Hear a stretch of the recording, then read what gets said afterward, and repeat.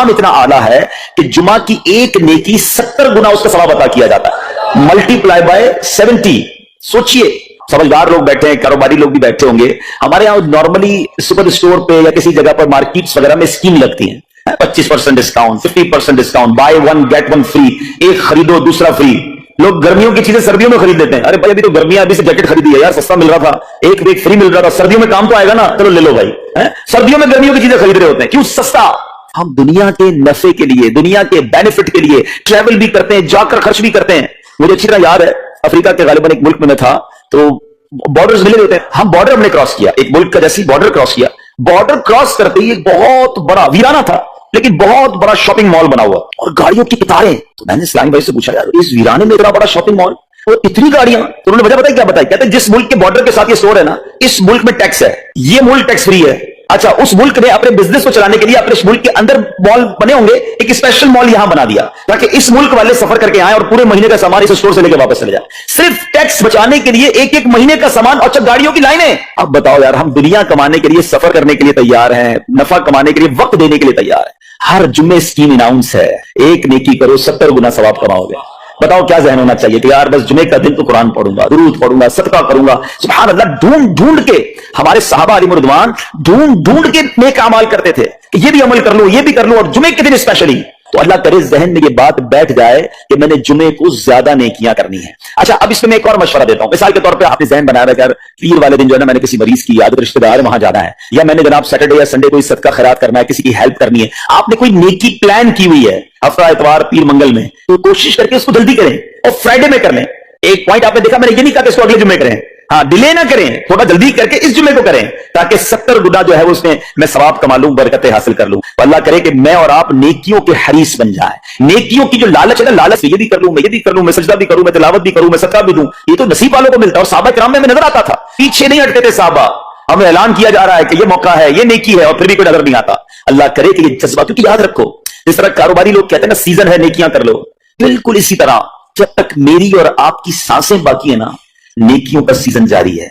जितनी नेकियां कमानी है कमा लो। ये माइंड सेट बना लो कि यार पता नहीं कब मर जाऊं, और नेकी और नेकी। जिस तरह पैसे कमाने का जहन होता है ना, अल्लाह करे इससे ज्यादा मेरा और आपका नेकियां कमाने का जहन हो जाए, थोड़ी और नेकी कमा लो, थोड़ी और। मिसाल के तौर पे आप कहीं जा रहे हैं, किसी ने कहा जरा बैठिए 10 मिनट बाद वो भाई आएंगे। अब हम 10 मिनट किस तरह गुजारते हैं? मोबाइल निकाला और जनाब देखना, 10 मिनट या 15 मिनट भी गुजर गए पता नहीं चलेगा, लेकिन ये 15 मिनट में क्या मिला? शायद गुना ही मिले होंगे, क्योंकि हमारे मोबाइल में तो बहुत सारी चीजें ऐसी हैं, या तो हराम दिखा देती है या हराम सुना देती हैं। लेकिन अगर नेकियों का जहन हो तो बंदा सोचे यार 10 मिनट में तो मैं सूरह यासीन पढ़ सकता हूं, 10 कुरान का सवाब है। मोबाइल में कुरान पाक डाउनलोड हो, कुरान शरीफ निकालो, यासीन शरीफ पढ़ ली, वेटिंग एरिया के अंदर 10 कुरान का सवाब कमा लिया।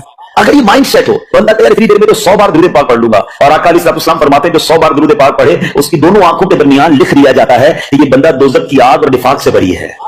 5-5 मिनट, 10-10 मिनट में मैं इतनी नेकियां कमा सकता, लेकिन माइंड सेट ही नहीं है, घंटों जाया कर देंगे, नेकी कमाने का ज़हन नहीं बनता। अगर यही 10-15 मिनट में मुझे पैसे मिलने होते तो बताओ हम क्या करते? अल्लाह करे दिल में उतर जाए मेरी बात। तो बहरहाल जुमा का दिन ये बहुत कमाल का दिन है। हर जुमे के दिन आपको ऊंट सदका करने का सवाब मिल सकता है। एक ऊंट कितने का आता है? 1.5-2 लाख रुपए का तो होता है। 2 लाख रुपए हर जुमे को सदका करो, महीने के हो गए 8 लाख रुपए। बंदा बोले गरीब आदमी 8 लाख हर महीने? जी जनाब, हर महीने 8 लाख कमोबेश आप सदका करने का सवाब कमा सकते हैं। कैसे? कितना आसान।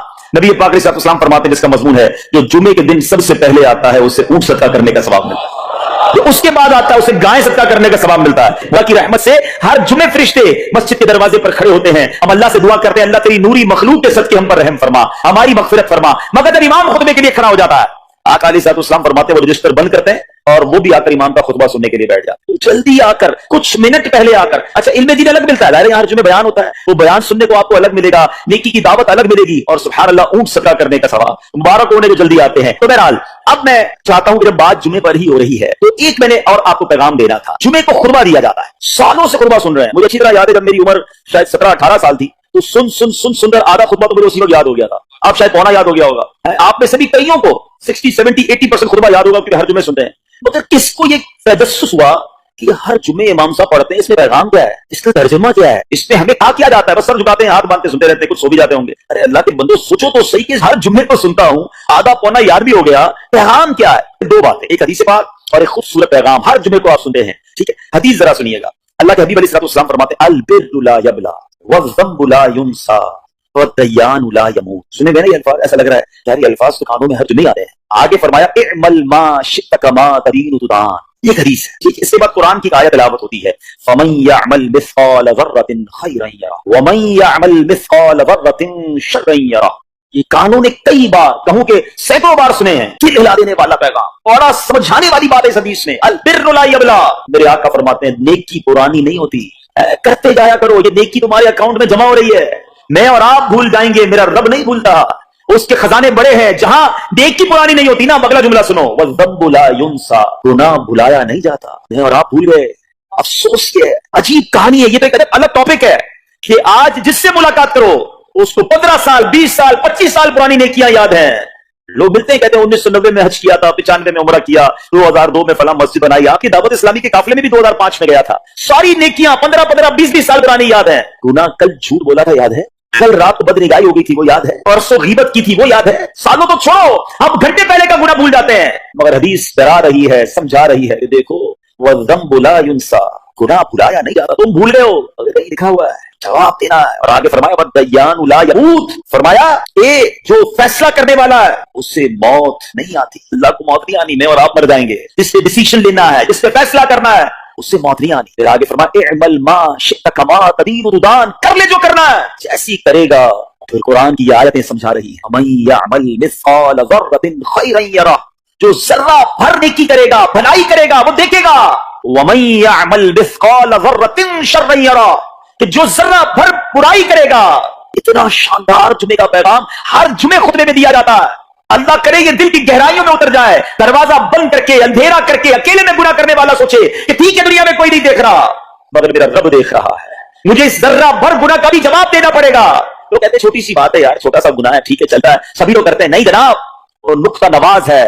وہ معاف کرنے پہ آئے تو 100 بندوں کے قاتل کو معاف کر دے, اور وہ پکڑ کرنے پہ آئے تو ایک نقطے پر پکڑ فرما دے. ہمیں ڈرنا ہوگا, ہمیں خوف اپنے دل میں طاری کرنا ہوگا, کیونکہ یہ گناہ میری آخرت میں میری پکڑ کا سبب بن سکتا. بالکل اسی طرح چھوٹی چھوٹی نیکیاں سمجھ کے چھوڑ دیتے ہیں. یار سنت غیر موقع ہی ہے نا, نفل ہی تو ہے نا, سنت ہی تو ہے نا, ٹھیک ہے درود پڑھنا چاہیے, نہیں پڑھا تو کوئی بات نہیں. ارے یار کون اجتماع میں جائے, کون درس میں بیٹھے, صدقہ دینا تو واجب تو نہیں, زکات تو پوری دیتا ہوں. چھوٹی چھوٹی نیکیاں سمجھ کر چھوڑتے ہو. ارے وہ تو کتے کو پانی پلانے والے کو سبب سے بخش دیا کرتا ہے, راستے سے پتھر ہٹانے والے کو بخش دیا کرتا ہے. فرمایا البر لا یبلا, نیکی پرانی نہیں ہوگی, کرتے جایا کرو. اللہ کرے کہ یہ ذہن بن جائے کہ بس میں زیادہ سے زیادہ نیکی کروں, دو لوگوں کے دلوں میں خوشی داخل کروں, مسلمانوں کی خیر خواہی کروں. اس ایک ہی حدیث پر, ان آیتوں پر میں مزید بھی بہت بات کر سکتا ہوں, لیکن میں نے اشارہ دیا کہ ضرور اس پر توجہ دیں. اور ایک شاندار پیغام ہر جمعے میں ہم سنتے ہیں. کیا شاندار پیغام ہے, وہ پیغام ہے الا لا ایمان لمن لا محبت. یاد ہے سب کو, جمعے میں سنتے ہو نا, اور 3 بار کہتے ہیں امام صاحب الا لا ایمان لمن لا محبت اللہ, الا لا ایمان لمن لا محبت اللہ. کبھی تو امام صاحب کو روکتے حضور یہ ہر جمعے کو پڑھتے, بتایا تو اس میں ہے کیا. نہیں, ہم نے کیا ضرورت ہے, بس جمعہ ہو گیا, بس ٹھیک ہے, ٹائم پورا ہو گیا, فرض پورا ہو گیا. ارے اللہ کے بندو سمجھو تو صحیح, سے میسج کیا ہے. اللہ اکبر, سنو اس کا مطلب کیا ہے, سنو اللہ لا ایمان لمن لا محبت اللہ, سن لو اس کا ایمان نہیں جس کے دل میں نبی پاک سے محبت نہیں. ایمان ہی نہیں ہے. ارے جس دل میں نبی پاک سے محبت نہیں اس کا ایمان ہی نہیں ہے. اعلیٰ حضرت امام اہل سنت ایسے نہیں لکھتے کہ اللہ کی سرتابہ قدم شان ہے یہ, انسان نہیں, انسان وہ انسان ہے یہ. قرآن تو ایمان بتاتا ہے انہیں, اور ایمان یہ کہتا ہے میری جان ہے. یہ ایمان کمپلیٹ ہی نہیں ہوتا نبی پاک علیہ الصلوۃ والسلام سے محبت کے بغیر. اور یہ بات ایسا لگتا ہے انفارچونیٹلی کہ غیر مسلم جانتے ہیں, ابھی تو وہ سازشیں کرتے ہیں. انہیں پتا ہے, آپ بتائیں دنیا کے کس ملک میں نماز روکی جاتی ہے؟ نہیں روکی جاتی. مسجدوں کی تعمیر ہو رہی ہوتی ہے, تلاوت قرآن ہو رہی ہوتی ہے, کوئی نہیں روکتا, قرآن چھپ رہے ہیں. لیکن بار بار اگر حملہ ہوتا ہے, بار بار اگر اٹیک ہوتا ہے, تو اس لیے ہوتا ہے کہ ان مسلمانوں کے دلوں سے کہ نبی کی محبت کو نکال. ان مسلمانوں کے دلوں میں اگر یہ محبت رسول رہ گئی تو یہ پھر بھی دوبارہ آ کر یکجا ہو جائیں گے, ایک ہو جائیں گے, نیک ہو جائیں گے. اسی طرح دل سے محبت رسول صلی اللہ تعالی علیہ وسلم نکالی جائے, اور اسی وجہ سے یہ ساری سازشیں کی جاتی ہیں. معاذ اللہ نبی پاک علیہ الصلوۃ والسلام کی گستاخیاں کی جاتی ہیں تاکہ چیک کیا جائے ان پر اثر بھی پڑتا ہے کہ نہیں, کوئی اوپر نیچے ہوتا بھی ہے کہ نہیں, کہ اپنی دنیا میں مگن ہے, اس کو احساس ہی نہیں ہے.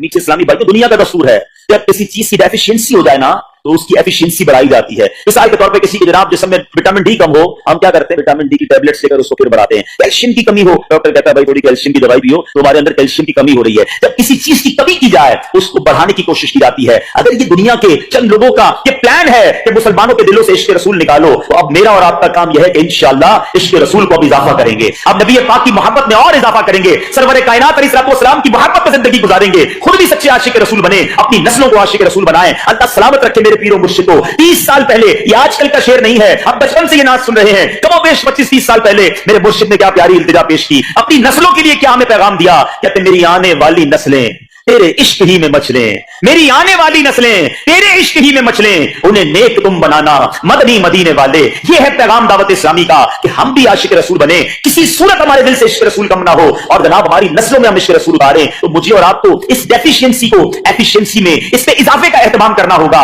اب آئیے دیکھتے طریقے کیا ہیں, کیسے عشق رسول بڑھے گا, کیسے دلوں میں محبت رسول بڑھے گی. کیونکہ جمعے کا یہ اعلان ہر جمعے سنتے ہو, الا لا ایمان لمن لا محبت لا, وہ ایمان ہی کامل نہیں ہے, وہ ایمان ہی کمپلیٹ نہیں ہے جس دل میں عشق رسول نہیں ہے. عشق رسول بڑھے گا کیسے جناب؟ تو دنیا کا بڑا سمپل فارمولا ہے کہ عشق بغیر اطاعت کے کمپلیٹ ہی نہیں ہوتا. دنیا میں بھی آپ جس سے محبت کریں, ہو ہی نہیں سکتا کہ آپ جس سے محبت کریں اس کی بات نہ مانیں. میں آپ سے محبت بڑی کرتا ہوں, مانوں گا ایک بھی نہیں آپ کی, نہیں جناب. اس سے محبت ہوتی ہے, بندہ کہتا ہے آپ کے لیے جان حاضر ہے, آپ حکم تو کریں, آپ کا فرمان سر آنکھوں پر, یہ دنیا کا دستور ہے. تو اگر آپ واقعی نبی پاک سے محبت کرتے ہیں یا سچے عاشق رسول بننا چاہتے ہیں تو پھر فرمان رسول پر عمل کرنا ہوگا, نبی پاک کے طریقے پر عمل کرنا ہوگا, اطاعت رسول کرنی ہوگی, تبھی آپ سچے عاشق رسول کہلائیں گے. یہ ہو نہیں سکتا کہ ایک طرف تو میں نعرہ لگاؤں کہ غلامی رسول میں موت بھی قبول ہے, دوسری طرف نبی پاک کا طریقہ قبول نہ ہو, نہ سچ قبول ہو, نہ مسلمانوں کی خیر خواہی قبول ہو, معاذ اللہ, نہ سنتیں قبول ہو, نہ نماز قبول ہو. جمعے کی نماز میں مسجدیں فل ہیں, کیا عصر کی نماز میں بھی ہوں گی؟ عصر فرض نہیں ہے, یا مغرب فرض نہیں ہے, یا عشاء فرض نہیں ہے؟ میرے آقا فرماتے ہیں جعلت قرۃ عینی فی الصلاۃ, کہ نماز میں میری آنکھوں کی ٹھنڈک ہے. ایک دوست نے اپنے دوسرے دوست سے قرض لیا, اور قرض لینے کے بعد جو ٹائم تھا وہ پورا ہو گیا. اب پیسے اس نے نہیں لوٹائے, بڑی کوشش کی اس نے کہ بھائی میری رقم واپس دے دیں, اس نے نہیں دیا. اب وہ یہ کیس لے کر عدالت میں چلا گیا, اور جج صاحب سے جا کر اس نے کہا کہ اس نے میرے پیسے دینے اور میری رقم نہیں لوٹا رہا. جج صاحب نے کہا کہ تمہارے پاس 30 دن ہیں, ودن 30 days تم نے اس کے پیسے واپس لوٹانے ہیں, ورنہ پھر تمہارے خلاف فیصلہ ہو جائے گا. تو وہ شخص گھر گیا. اب اس نے کیا کیا, اس نے صبح سے لے کر شام تک درود پاک پڑھنا شروع کر دیے. 1 دن 2 دن 3 دن 27 دن ہو گئے, وہ درود پڑھتا رہا اور انتظار کرتا رہا. پیسے تو تھے نہیں, تیسرے دن عدالت میں پیش ہونا تھا. 27 دن گزر گئے, 28ویں رات آ گئی. خواب میں اس کو کسی نے آواز دی کہ گھبراؤ نہیں, تمہارا قرض ادا ہو جائے گا. اگلے دن پھر درود پاک پڑھتا رہا. اب نبی پاک کی خواب میں زیارت ہوئی. آقا علیہ السلام تشریف لائے, فرمایا گھبراؤ نہیں, تمہارا قرض ادا ہو جائے گا. تم علی بن عیسیٰ وزیر کے پاس جاؤ اور اس سے کہو کہ تمہارا قرض ادا کر دے گا. اب جب صبح اٹھا تو بہت خوش کہ نبی پاک کی زیارت مجھے ہو گئی. لیکن پھر خیال آیا کہ میں اگر وزیر صاحب کے پاس گیا اور انہوں نے مجھ سے کوئی ایویڈنس مانگ لیا, کوئی پروف مانگا, تو میں کیسے مان لوں کہ میں نبی پاک نے بھیجا ہے؟ اس بات پر تو میرے پاس کوئی دلیل نہیں ہے. اب تیسری رات آ گئی, آخری رات ہے, صبح عدالت میں جانا ہے. درود پاک پڑھتے پڑھتے سو گیا. سرور کائنات علیہ السلام نے خواب میں پھر کرم فرمایا, فرمایا علی بن عیسیٰ وزیر کے پاس جاؤ, وہ تمہارا قرض ادا کر دے گا. کہ حضور میں چلا تو جاتا, مگر اگر وہ مجھ سے کوئی پروف مانگتا, کوئی ایویڈنس مانگتا, تو میں کیا جواب دیتا؟ پیارے آقا علیہ السلام نے فرمایا کہ ایسا کرو, اسے یہ کہنا کہ آپ کا ایک راز ہے جو آپ جانتے ہیں اور رب جانتا ہے, اور وہ راز یہ ہے کہ آپ روزانہ فجر کے بعد 5000 بار درود پاک پڑھتے ہیں, اور جب تک درود پاک مکمل نہیں ہوتے آپ کسی سے بات نہیں کرتے. اب جب صبح اٹھا تو بہت مطمئن کہ آپ کو دلیل بھی آ گئی ہے. پہنچ گیا صبح صبح علی بن عیسیٰ وزیر کے پاس, اس کا دربار لگا ہوا ہے. اس نے پیغام بھجوایا کہ میں علی بن عیسیٰ وزیر صاحب سے اکیلے میں ملنا چاہتا ہوں, پیغام لایا ہوں. درباری نے آ کر پوچھا, وزیر صاحب پوچھ رہے ہیں کس کا پیغام لایا ہو؟ کہ میں نبی پاک علیہ السلام کا پیغام لایا. فوراً وزیر صاحب نے بلا لیا, کہا فرمائیے. کہ مجھے میرے آقا علیہ السلام نے کہا ہے کہ آپ میرا قرض ادا کر دیں, میں 3000 دینار کا مقروض ہوں. Today is the last day in the court, آج مجھے کورٹ میں پیش ہونا ہے. اگر آج میں نے اپنا قرض ادا نہ کیا تو مجھے جو ہے وہ سزا ہو سکتی ہے. علی بن عیسیٰ کہتا ہے میں بالکل آپ کا قرض تو ادا کر سکتا ہوں, مگر مجھے کیسے پتا چلے, کوئی دلیل ہے, کوئی پروف ہے کہ آپ کو نبی پاک علیہ السلام نے بھیجا ہے؟ کہتا ہے ہاں, خالی ہاتھ نہیں آیا, آقا نے دلیل بھی عطا فرمائی ہے. اچھا بتائیے کیا دلیل ہے؟ دلیل یہ ہے کہ آپ کا ایک راز ہے جو صرف آپ جانتے ہیں اور آپ کا رب جانتا ہے. 5000 ٹائمز ڈیلی آپ درود پاک پڑھتے ہیں فجر کے بعد, اور جب تک یہ درود پورے نہیں ہوتے آپ کسی سے بات نہیں کرتے. آپ ذرا پہلے تھوڑی دیر کے لیے امیجن کریں کہ جو وزیر 5000 بار روز درود پڑھتا ہوگا وہ عاشق رسول کیسا ہوگا. اس کی تو لاٹری نکل آئی نا, وہ تو خوشی سے جھوم اٹھا, کہتا مرحبا یا رسول اللہ, میرے درود پاک قبول ہو گئے, بہت خوش. ابھی بیٹھے ہیں آپ, کمرے میں گیا, واپس آیا اور 3000 نہیں 9000 دینار لے کر آیا. کہتے 3000 تو نبی پاک کا حکم, مرحبا یا رسول اللہ, 3000 اور لیجیے, آپ نے اتنی اچھی خبر مجھے سنائی, اتنا پیارا خواب سنایا, آپ کے قدم میرے گھر تک آئے, اور 3000 مزید لے جائیے, اس سے اپنے بچوں کے لیے کوئی کاروبار شروع کیجیے, اور ایک وعدہ بھی کیجیے, زندگی میں آئندہ جب بھی آپ کو کوئی ضرورت پڑے گی نا, آپ میرے پاس آئیں گے, میں آپ کا بھائی ہوں. اب یہ دیوانہ بڑا خوش ہو کر عدالت پہنچا. اچھا, everybody expecting over there, سب یہ سوچ رہے تھے کہ یہ اس سے آج گرفتار ہی ہونا ہے, کیونکہ تھا ہی کچھ نہیں اس کے پاس, پہلے ہی کہہ دیا تھا کہ میں کولیپس ہو گیا ہوں. اب عدالت میں جاتے ہی سے 3000 دینار جج صاحب کو دے دی کہ صاحب اس میرا قرضہ ادا کر دیں, میں جو ہے وہ اپنے قرضے سے بری ہونا چاہتا ہوں. جج صاحب ہوتے ہیں, انہوں نے کہا قرضہ تو ادا کر دیں گے, پہلے بتاؤ پیسے لائے کدھر سے ہو؟ تم تو کہتے تھے پیسے نہیں تھے تمہارے پاس, اتنی بڑی رقم کیسے انتظام کی؟ اب بھری عدالت میں گویا اس نے जबान हाल से ये कहा कि इतना दिया सरकार ने मुझको, इतनी मेरी औकात नहीं, ये तो करम है उनका, वरना मुझ में तो ऐसी बात नहीं। अब उसने बड़ी अदालत में पूरा वाकया सुनाया कि मैंने तो कुछ नहीं किया, आका ख्वाब में तशरीफ लाए, मैं वजीर साहब के पास गया, उन्होंने ये पैसे दिए। सुनो उस जमाने के जज भी कैसे होते थे। तो जज दौरान अदालत अपने कुर्सी से उठकर कमरे में चला गया। थोड़ी देर बाद जज साहब वापस आए और 3000 दिनार उसके हाथ में देते हैं। क्या सारा सवाब अली बिन ईसा ले जाएगा? मैं भी तो आका का उम्मती हूं, तुम्हारा कर्जा मैं अदा करता हूं। अच्छा, अब जिसने केस किया था, सुभान अल्लाह, क्या माहौल था, क्या अंदाज था, क्या दिल थे, वो भी तो देख रहा है। कहता है मैं भी तो आका का उम्मती हूं, रुके रुके जरा कागज कलम दीजिए, बंदे को मैं कर्जा ही माफ कर देता हूं। अच्छा, कर्जा हो गया माफ।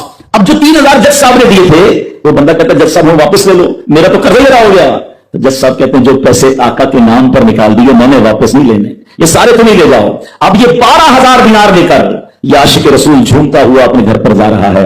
ऐ मेरे प्यारे इस्लामी भाइयों, एक रात पहले एक सिंगल पैनी उसके पास नहीं है और अगले दिन 12000 दिनार हैं। दुरूद पाक वो वजीफा है